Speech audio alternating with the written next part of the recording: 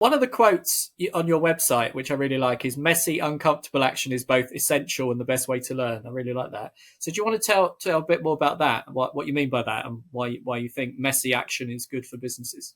I think one of the most limiting mindsets we can have in business is expecting a level of perfection that isn't realistic. I'm actually all in favor of lowering expectations of our action.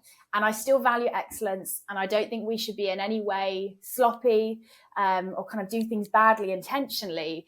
But I notice a lot of the time people are held back from taking action because they wait to feel ready. They wait to be good enough. They wait for it to be quote unquote perfect.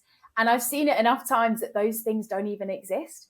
I've seen people say, when I know this, when I've done my website again, when I've remade some goals, then I'll feel ready. And then I speak to them in 3 months and now it's another thing. It's the moving goalpost concept. So for me, my biggest encouragement to all business owners at any stage is adopting that mindset of messy action, because I think the sooner you take action, the sooner you learn.